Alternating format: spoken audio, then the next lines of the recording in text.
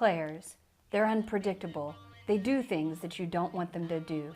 They screw up your entire game. But do they have to? Today, we're going to talk about the illusion of choice.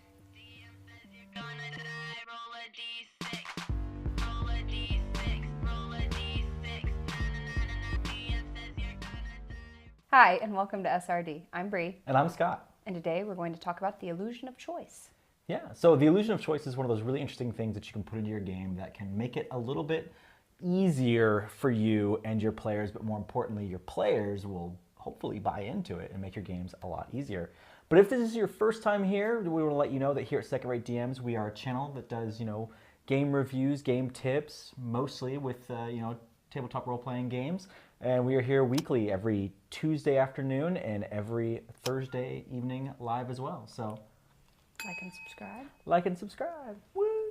Yeah, so what is the illusion of choice? So the illusion of choice is really a mental model, and the way that it's described, if you look it up online, it is the illusion of choice is a psychological mental model that states that humans are only happy if they believe they have control of their own actions and can exercise free will. And these are the kinds of things that you're going to basically put forth so that it appears that they have free will. It's like being in a marriage. I've said it several times. Yeah, absolutely. But, this is really put forth really well in the Matrix movies, especially the second one, where, Neo goes and he finally meets the architect and he's like, the program failed and it failed and it failed until we finally built in, that illusion of choice. It's an illusion because at the end, it doesn't matter what they do, Xeon is destroyed and, the anomaly is destroyed and it just resets all over again. So it doesn't matter what they do, they're going to reach the same outcome.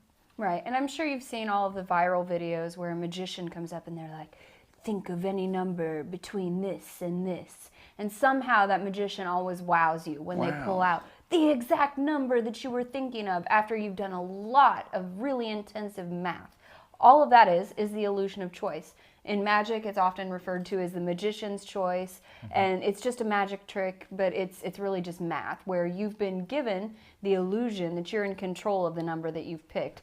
All it is a complicated math equation that leads you to picking a number that's already been predetermined by the magician, the magician's choice. Yeah. It's called equivocation. So the question is, as we do with all of these, is why is this important to tabletop role-playing? Why is it important to you as a game master? What is this illusion of choice?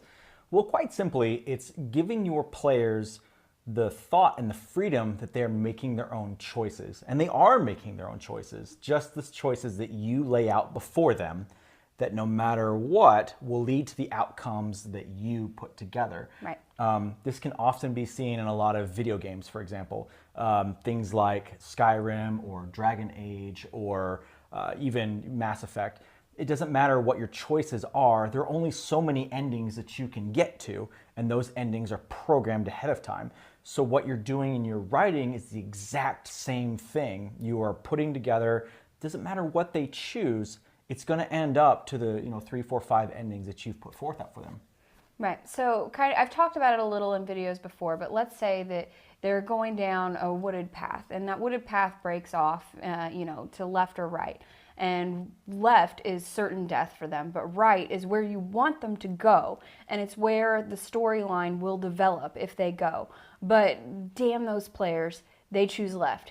You don't want to kill them. Your entire story that you've built is to the right, but they chose left. Don't kill them. Instead, yes, you choose left and you go, and everything that you planned for the right is now on the left. Just let them go left. Don't tell them, are you sure you want to go left? You don't have to make a big deal about it.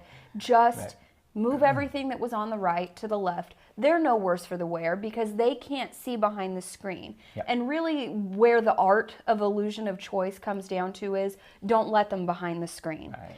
And so that's where a lot of people get tripped up, and we're going to discuss this a little more in a little bit, is it does feel railroady sometimes when you're doing this because you are making them do exactly what you want them to do. And it isn't really their choice because they are still following what you want them to do.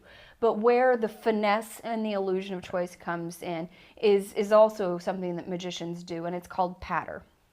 So when a card trick is happening in front of you and the magician says, there, we've shuffled the cards, and they've never shuffled the cards. Or they say, now pick any card that you want, and you're not picking any card that you want. You've picked the exact card that they want. It's patter. It's taking that little bit of finesse, using the right words and the right language to make you feel comfortable in the choice that you've made, to make your players feel comfortable in the choice that they've made, so that it feels as though that they've made their choice, but they haven't made their choice. You've moved everything that was your choice and made it their choice.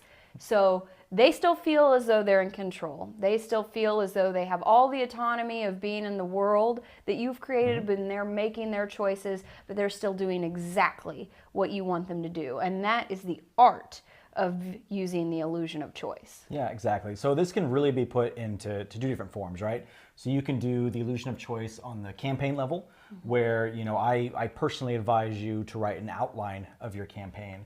And no matter what choice that they make from that branching tree, they're going to get to several points in the middle and several points in the end. But these are points that you yourself have created, and they will get there regardless of their choices.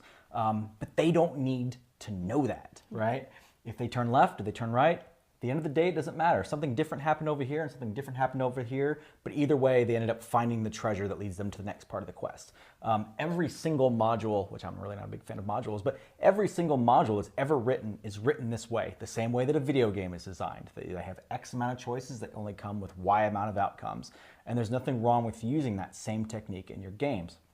Now, what Bree was talking about is more on the session level, right? So you've planned all of these things for them to go, you know, the right path, and you've spent hours upon hours of all this planning and this great dungeon, these awesome NPCs, but then they choose to go left. They choose to take this other wanted poster. What you can do as a GM is they don't know what's left. You just move it over there. Or you breadcrumb a way for them to get back over to where you wanted to do anyway. Especially if they're doing map crawls and you're doing a hex crawl, for example, and you plan this amazing altar ritual thing to go on in the North Woods, but they go to the South Woods. Well, guess what? They didn't know what was going on in the North Woods. Just move it down here, and they are no worse for the wear, and you get all of the, you know, amazing, attributes, because believe it or not, your players are going to be like, wow, you know, I really love your game. It feels so freeing, and, you know, I can do whatever I want, and there's always content there. But that's not really the case. It's just really about that illusion of choice and moving things to where they need to be at the time. Once they get there, though, it's kind of set in place, and you need to, you know, play with it there. Now, there are alternatives to just making your players feel as though they've made the choice and you just switch it to your choice. You can always lead them back, as you were saying with the breadcrumbs. For example, if they chose a path that's certain death and it's not the way you wanted them to go, you may not kill them right away, but make it increasingly obvious that this is the wrong path. Kind of like how you said in video games. You know when you're going the right way because you start hitting more encounters, but you've been going this way and nothing is happening. You're not finding anything. There's absolutely nothing here. But then you turn another way. Oh, there's an encounter. Oh, I must be going the right way. Or you find a treasure chest. Leave breadcrumbs, like he was saying, to lead them back to where you need them. That way, if you're really struggling with, I don't want to railroad my players, which some people feel that this is absolutely railroading them, then don't. Don't just pick up right and move it to left. Lead them back to right using obvious hints. SOD is proud to announce our brand new sponsor, Scabard RPG Campaign Manager, and it's exactly that. You can go there and keep track of all of your NPCs, your items, your maps, all of these things that you and your players can both access. If that's something that you need to do to kind of keep things in order, I know I do. I've been using it for years. You can find it down in the link below. If you decide that you like the premium features that are there, if you use our link within the first 3 hours, you get a 20% discount. Thanks. So yeah, I mean, if you put to where it's left is not a choice, right? That's actually a thing. It's called a something's fork. It's an anti-count to, you know, freedom of choice, where it's between a rock and a hard place, and so they're going to go to this other place. That I would say is railroading, right? Because they really only have one option. I really think that the best way is the way we've discussed before, is just taking the encounter that you planned and just moving it over. When it comes to this, so railroading is a naughty word in tabletop role-playing games. But I guess we can go ahead and put out the definition of Yeah. a railroad, right? So railroading your players is it's not so much no matter what the choices are, it's your outcome, it's denying all of their choice. So can I make a roll here? No. What happens if you go right? You die. What happens if I'd like to jump over this cliff and see something? You see nothing. It's really bringing everything back down and restricting it into only what the game master wants in their world and nothing else. The illusion of choice is almost the same, except that you're allowing your players to have the freedom of choice. It's just that their choices always lead where you, the game master, want them without them knowing it. Yeah, absolutely. Well, and the phrase that you always use rather than no, we've discussed the alternative to no being no, I'm sorry, no. Yes and no, but. Yes and no, but. Right. So, this is kind of similar to that without telling them that you're saying yes and no, but it's the same concept. And I understand that there are people that feel that this is railroading. I get why. I just happen to disagree with it because to me, it's more if your players know what you're doing. Right. But if they don't know, then it's not railroading. It's not railroading. So it really comes down to being able to finesse using this. Yeah. And not using it all the time. Be able to be... It really comes down to honing your GMing skills enough to be able to think on your feet to add enough flavor and variety that if they go left, it doesn't ruin your game. Right. And to be able to add those encounters and to make it interesting that if they don't go the path that you had determined, it's okay. Because not every left or right decision should be make or break for your game. Mm-hmm.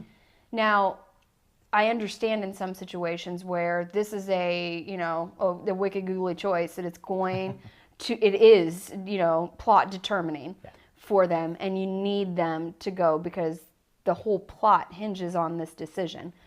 That is where illusion of choice becomes critical, where it is a critical plot decision and they absolutely choose wrong and you're like, well, that ruins my entire campaign.